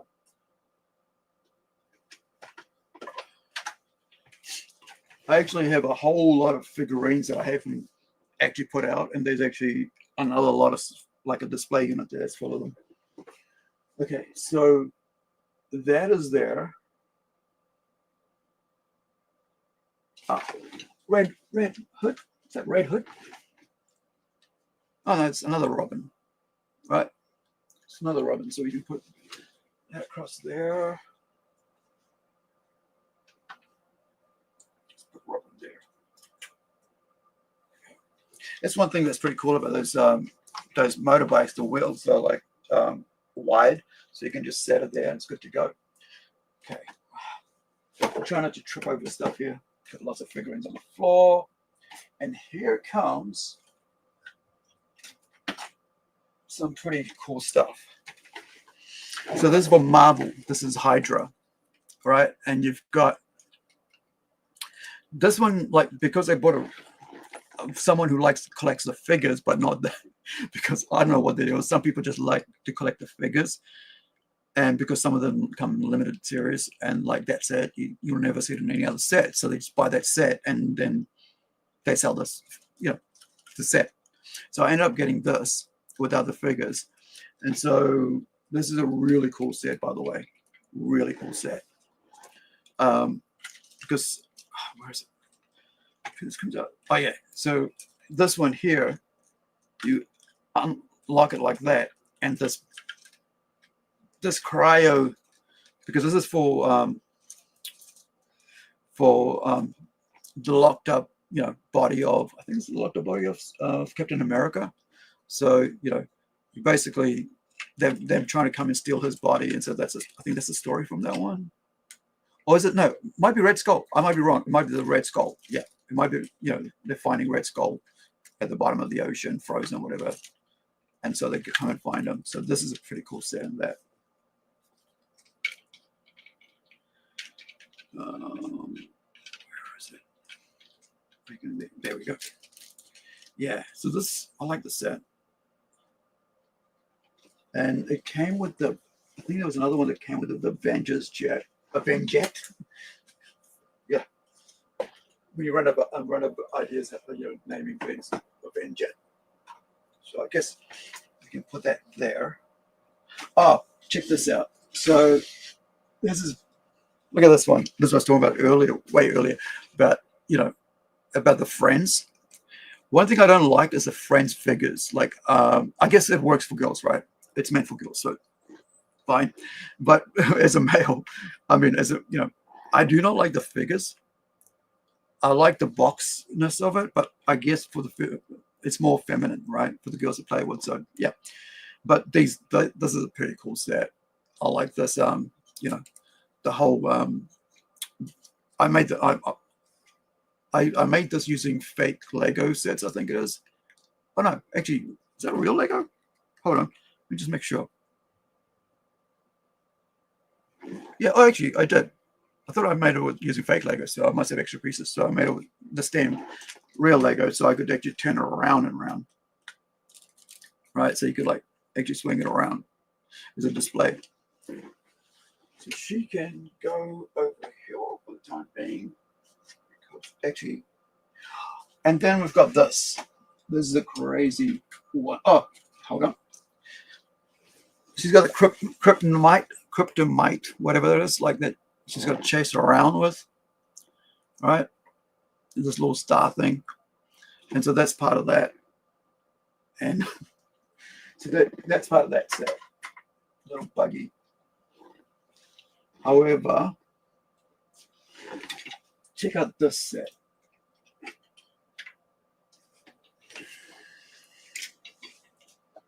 This is the weirdest one. I mean, not weirdest one, but this is made up of 4 of these little rafts, right? Look at that. 4 of those rafts. This is the most unique way and pretty cool way to use the raft, right? You got Catwoman there, and you got this is from one of the other helicopter sets. There's a policeman from that set, but yeah, I just thought that was such a cool way to use the rafts as part of the bat raft, whatever I call it. What is the name of that anyway? It is a raft, isn't it? Yeah, but yeah. So I like them. I'm sure these guys who work for Lego as designers have so much fun, right? All that you got to do is play around with them, coming up with new things, and yeah, it would be like the dream job for any my own creator, right? Creation person. And I've seen some amazing creations, man. Because I'm part of a whole bunch of Facebook groups, and there's all these new ones posted all the time. And someone just posted Fox Firefox plane today, which I thought was really cool. I never even heard of Firefox, right? Or Fox plane, whatever. I don't know. Let me find it. And I thought that was the coolest thing. Can you like move out of the way, wire? And I was like, what is this? You know, who is this Fox thing? Firefox, whatever. Then turned out it was a game, right? Because I looked on Facebook and was like, oh, it's a game. Never even heard of it. But I like the design because they made a design using a Buzz Lightyear jet. And that was cool. Like someone using Buzz Lightyear jet. There's a guy which does it all the time. He uses like other things to make, other planes out of like other stuff. So let me see if I can find the jet. I'll show you what, because I do. Then I jumped online, YouTube, saying, what is this? Did a search, and I learned a lot. Rather than just going, oh, that's cool, okay, move on. It's like, no, what is this actually? Where's it from? Who did this? And I mean, what's it part of? Here we go. So Brad Barber is this really cool. Is it the one? Yeah, that's the one. Get rid of that and this. Share the screen. There we go. So check this out. So this is from Star Fox. Apologies, Star Fox. So you use a Buzz Lightyear to make the Star Fox one. So I put this in there because I didn't have a clue, right? So I went and looked it up and found out that this is what he was talking about. I mean, that's what he just created. And I was like, oh, man. So I thought, share it with the link so everybody else who, like me, doesn't know anything about it, now gets to find out who these. This is from this channel here called Space Stock.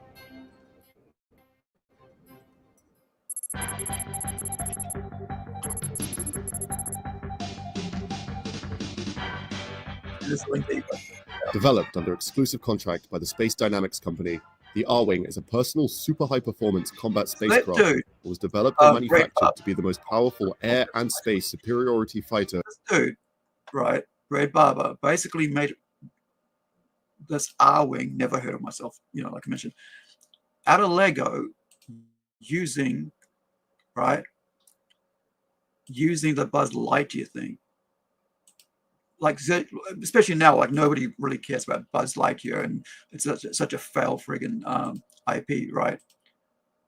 That this dude used this here, and you can probably get it for cheap on sale at wherever, and buy and make your R-Wing now, right? What I just do? Click. There we go. And you can basically make your own version of that ship using, and I think that is so cool, right? I think that is so cool. Just the imagination that people use. That's what I mean, like saying, like how all these creators of Lego get to play around with this all day. And so, yeah, just the fact that they use, hold on, go back to big screen. That, they use 4 of these as part to build this, and just looks so cool because it's like utilizing already created parts. And I think that's the cool thing about Lego, is that you can reuse parts for some other things. And I want to do a version. I've realized because it's going to be so technical if I try to do it what I want to do. So now I've figured out that the best way to create my Lego like this, I want to do a giant, 40 centimeter, 30 centimeter version of this as a Lego. And I've been collecting all these, fake Legos because I don't want to use my real Legos to do that, because in case I lose a bit and stuff like that. But I want to, and I've got lots, by the way, of both fake and real ones. But mostly I have like lots of real ones, sets and stuff that I still haven't gotten through. But I want to do and create a girl like this, right, made of Legos as a centerpiece for. Because I was going to do it out of foam, right, when I go to conventions. But now I decided, like, the best thing would be to do a Lego piece. It works both ways, to talk about, hey, I created this. And it's off my own design that I drew up using Funko Pop as an example. And now it's a Lego, centerpiece that I can, have it, when people walk past, they can look at it and go, oh, what's that? It's like, oh, this is from my character here. Here's a comic for it. Here's the posters for it. Here's the cards for it. And here's the other stuff we do, right? And so it's kind of like something that draws people to it. It's kind of what they call in sales, because I used to be in sales for about at least 12 years, lost leaders. Like you have like something that's only like about a couple bucks, on special, one item, and then that draws people in, and then they can look at other stuff that's there. So it's kind of like the thing, same kind of thing, because you want people to draw people's attention when there's like another 10 different people right next to you with their own comics, right?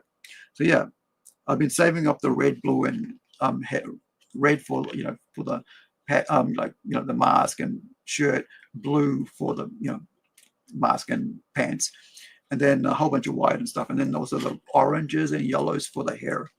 So I've got like about little like 2-liter containers of them each, but I still got to get more and more. So I've got a whole box of fake ones here that I'm going to be able to get that was sold as Lego as part of another lot. And so I think 2/3 of it was real Lego, and the other 1/3 was fake. And I was like so pissed off because it was like fake. And I was like, man, you advertise as Lego rather than saying, well, there are fake ones in here.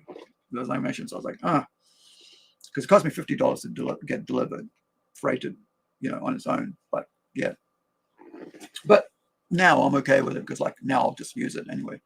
But yeah, so there's the bat raft with the what is it? Sit there properly. There we go.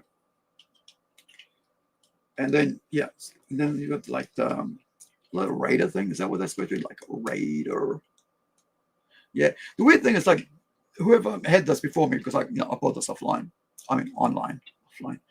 is that like this was all bent out of shape. I do have some of these lying around that are actually perfect. I just haven't got around to putting them on here. So that goes alongside the back glider. Yeah, I'll put the wings up for the back glider. That way it won't be in the way. There we go. Wings ropes. There. Okay, so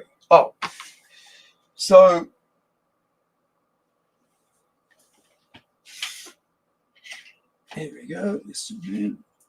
And there's a Batmite thing that was missing. So hold on. There's this like star thing that I was talking about that's missing off the Batmite thing. Little creature. Now, where does he go? So he holds it? No, it's done it. We have to check. Hold on. Yeah, we'll just put him up there.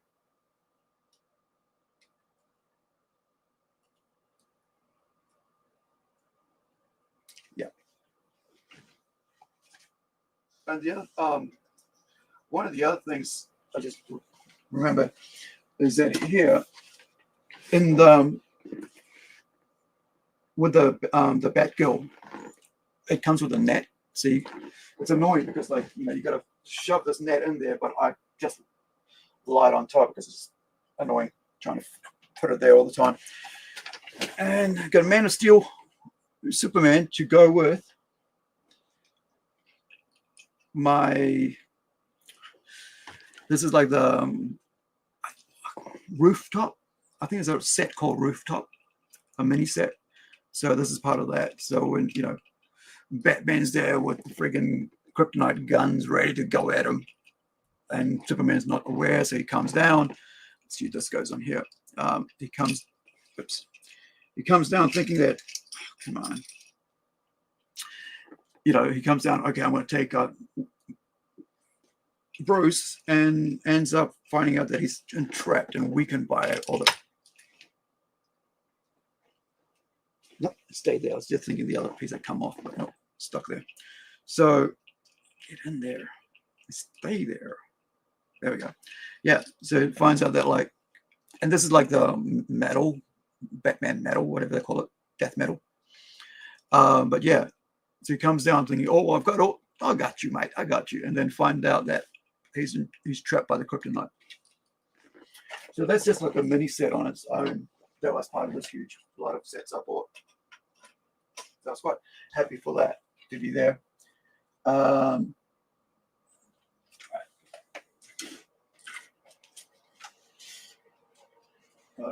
accidentally pushed the air purifier. There you go. Off you go. Yeah, check this out. This is the part of I think it's a part of the Wonder Woman set, and I kept all the balls out. They're supposed to be like these balls for this cannon, like round ones, and because I just don't want it flying everywhere and losing it, so I've just got them in a little container elsewhere. I think this is supposed to come. I'm supposed to have another person, you know, like a henchman in here, right in the middle. Yeah, standing here, ready to fire the cannon, whatever. Just, it's not Doom, is it? Death. What is it called? Can't remember the name of it. It's his, you know, his counterpart, Omega. What's it got, like Omega? Yeah. Anyway, these are pretty cool. I think I have 2 large figures because these are like limited, so you can't get them elsewhere. I think you have to get them in these sets. Okay, so that can go there, and I need a space. All right. Taz. Flash Taz. I do want to keep Supergirl because I love this figure. I know if you guys have, if you've seen this figure, this is a really cool figure. Like I said, I bought 2 of them because I want to get somebody to paint her up as Incredible, right, for my character, and because, you know, just change the head around with some other characters, and you know, and just paint the shoes up and everything. But my character doesn't have like a cape.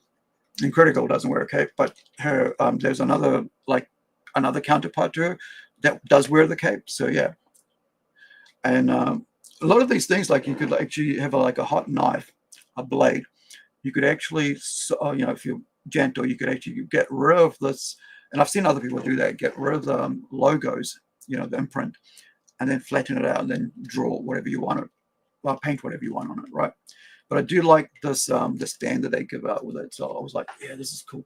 You know. And then when I bought this on sale, another one came on sale that was actually less than this one. I was like, sweet. So I bought 2 without this for the price of 1. So I was quite happy with that. But I do like the character from that movie, by the way, as well. And of course, some anime. Right, so you can go there. Is that Ray? I think that's Ray from ReZero. One of my favorite characters, by the way. ReZero is one of my favorite animes. Okay, so I guess I could put like a whole shelf of just anime characters, and that'll help me. Yeah, and then work out. Yeah.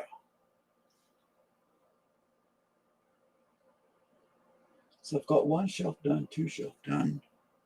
No, 1, 2, 3. Almost finished that shelf. So what do I need there that's still up there that I haven't put up? Minecraft.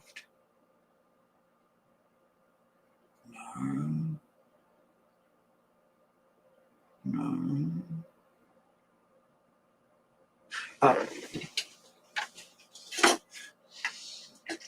Here we go. So I have 2 sets of these, right? This is like the, and one came without a head. So I was happy to have another set that I'm getting another set, and it had the head in, you know. So this is what I mean. So this is like the Lex Luthor, and this is a set that comes with. So you've got 1 of these and 1 of these. I think it comes with a set, whatever. So I ended up with 2, and I'm like 2 helicopters. And so you got Lex in there with his hair. I think it's, yeah, Lex with hair, right? And then you've got Wonder Woman, right? And then you've on the other side you've got, now I've forgotten. I was thinking of Vicky Vale in my head, but that's Batman. But the other, the reporter, I can't remember her name off the cuff, as they say, in my head. Oh yeah, there's nobody in that one. Okay. Right, so those two can go up here. Take it. Actually, one behind, the one in front. So let's put the figure one in front. And the one without any figures in the back. Actually, let's put that go at the back and Lex in the front. Yeah, that one's sweet. Now, hold on, wait. Robin badge can go up, or the pin, whatever it is, and then I can put. Yeah, so I'm just going to put a random head on this.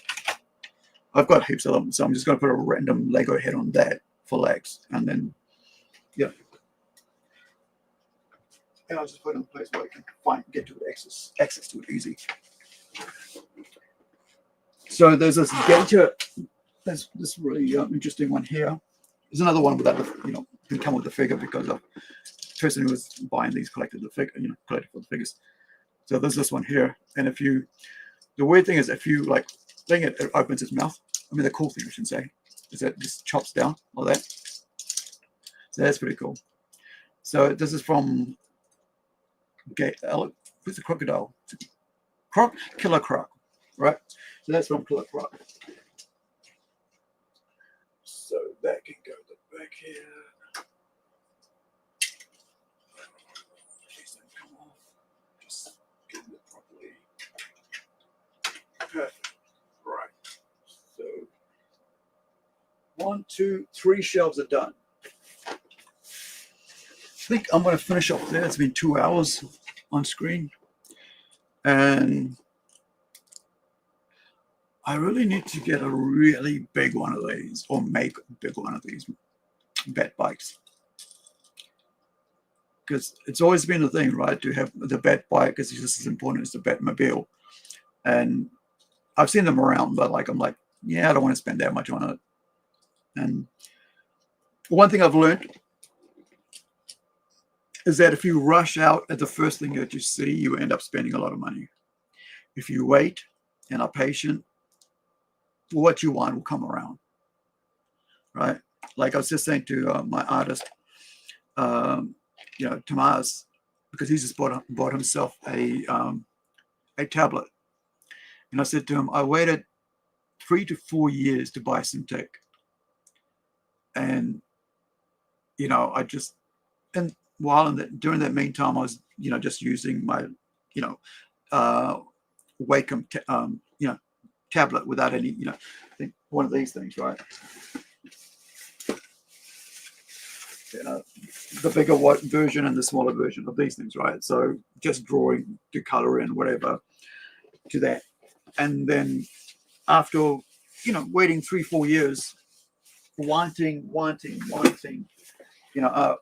some tech which I'll be using tomorrow to just draw on directly in color and everything, finally came around 2 months ago, 3 months ago, and it cost me 10% of the full price because somebody was upgrading, and boom, and I was able to get for $280 New Zealand, which is around about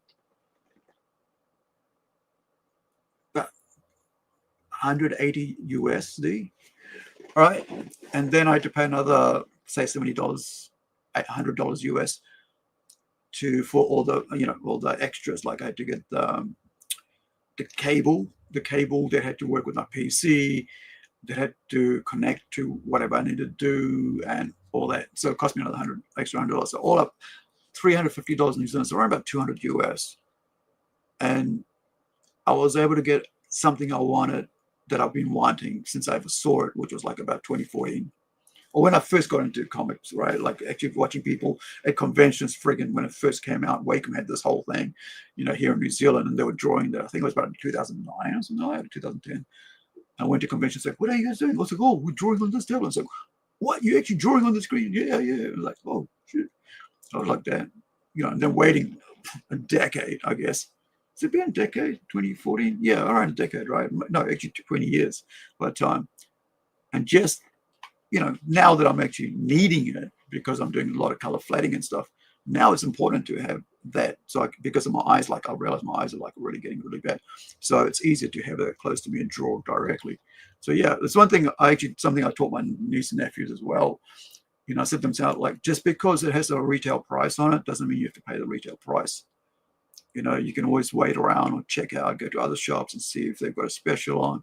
Don't be in a rush to, especially if you're like an independent creator, don't be in a rush to pay the top, the first price people will ask you to pay for something, especially if you're going to printers and stuff. Do check out other printers and also check out what other, what's other creators are getting, for they're from their printer. Yeah. So, if you got to really think about especially if you're coming out as a new person on the block with a book, how to save as much as you can. I watched a lot of people go out there and try to get name brand people, do covers for them, when a cover can be done with somebody else who might not be name recognition just as good, if not better, and they're actually not asking for the same price because all you're paying for is a name, right? I mean, you've seen Frank Miller do Frank Miller, and it's shit, yet people buy it because it's Frank Miller. And in the back of your head, it's shit. Like, Frank, what the hell is that? The same thing with Ethan Van Sciver right now. Everybody's like, oh, it's such he was, in mainstream. It doesn't matter. You could probably get a better work done by someone else for half the price. Right? And actually, that will actually wouldn't come with the poison taste of being part of, Clowngate.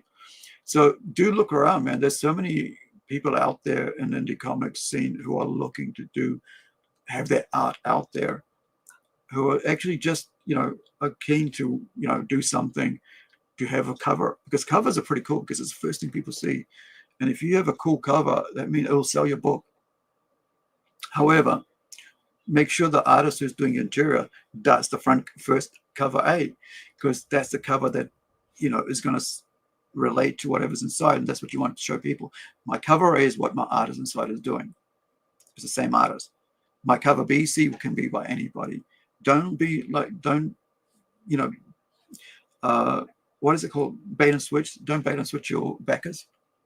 Have the big name, cover on the A cover, and then and then inside is just some crappy artwork. I'm not saying that whoever's got the ability, right? That's what you're doing.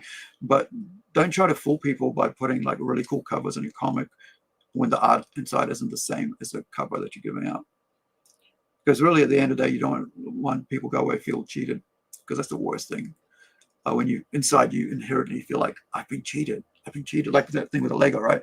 Like they put, oh, the Lego, mixed box of Legos, here's what you're paying. So I'm out there going, yeah, I'm buying it. So when then comes in and goes, a third of it's fake. And I'm like, so I got to go and leave a comment to say, yeah, a third was fake. Not really happy, right? And that sort of then goes back on them. Go, other people go, that person cheated. Yeah, you don't want to do that. Not in the indie comics. And I think it just sucks that people aren't delivering books and are cheating people with their hard-earned money. I think that's the thing that I think is the saddest part of crowdfunding, is that crowdfunding covers their bag. Oh, you may or may not get it. You realize that, right? But you all know that you do want your product because it's your hard-earned money. But they cover themselves. But I think there's going to come a time when, especially in the US, with all the hoopla that's coming out, that there'll be cases and people will be going to their senators, as in American terms and Australian terms. Here we'll just go to our MP and go, hey, listen, there's so many of us getting ripped off by this crowdfunding site. And they're trying to use this to say, well, you might not, buyer beware. But it's not, when it's millions and millions and millions of dollars being stolen from people with their hard-earned money. And that's going to destroy crowdfunding, by the way. And that's kind of sad. That's why, for me as a creator, I'm like, we're not putting out a book until it's completed at all. Because at the end of the day, we want people to trust us. because, you know, like the whole thing, you know, your word is your bond, and your name is your bond, right? It's like you got to have a name that people can trust. And if you can't be trusted, then why would anybody ever support you? So with that, thank you for hanging out with me, all 5 of you here. I'm not sure how many are watching on Facebook or over at X. But if you do like, you know, listening to me interview, you know, other creators, indie creators, or talk BS or whatever, do come and hang out here, and do subscribe. Help me out there with the subscription. And especially now, because I think now I'm really going to take this. I mean, I was taking it seriously, then I got sick, and then I was like, do I want to spend, you know, I don't feel too well. Now I'm okay. Let's do, you know, take it seriously. So now we're going to be interviewing people every 2 weeks, putting out feelers to see who wants to. Like I said earlier on, if you have a project coming out, if you have a project that's already out, if you have a project that you're about to, that is already on crowdfunding, and you need some more support, you know, get more people eyes on there, come, you know, send me an email. Email's there on the homepage. It's which is social media, sm.plungestudios@gmail, right? So it's there. But we're going to be, the interview days are going to be like Saturday in America, which is basically Sunday in New Zealand, around about 5 to 6 US time on a Saturday, which is 1 to 2 p.m. on a Sunday. Oh, that's California time, by the way, if you PDT, right? Whatever time that is, wherever you are. But yeah, so around midday for me, because that allows me to get my, you know, get everything sorted, get my brain inject, and be ready to give a 1 hour interview. And the other thing is that the way I interview, I'm not here to do a getcha or gotcha. I'm just here to help you promote your book and ask you about how you got into this, how you got into comics, what made you decide to do comics, what were the influences, who got you into comics in the first place, what made you, you know, who picked up a book and gave it to you. Maybe somebody at art school, you know, while you're doing art at school said, hey, check this book out, you know, or check out this character, whatever. So stuff like that, something that's a bit more deep and meaningful than rather than, hey, sell your book, right? So yeah, I like to have, you know, one-on-one decent, you know, interviews or conversations. So if that's your thing, and you know, if you want to use this platform, because like I said, it goes to X, it goes to Facebook, all right, as at the same time. So there's 3 different platforms going to the same time. So if you do, you know, if you're someone who is preparing to get your work out, already has a work out and wants to see more eyes on it, or are about to release something, you know, send me an email and I'll let you know. So it's going to be Sundays New Zealand time, Saturdays US time. Ka kite anō, get you on the flip side. Be loyal to your Monkey King, and I will hand out bananas whenever I see you. Ka kite anō. Catch you on the flip side, guys. Have a good one. Have an amazing day. Nope. Can't stay here anymore. I gotta get back. I think this was the spot. Oh Lord, I beseech thee, please return me to my old life. I swear I'll do anything, like literally anything, and I won't bother you again, so pretty please bring me back to life.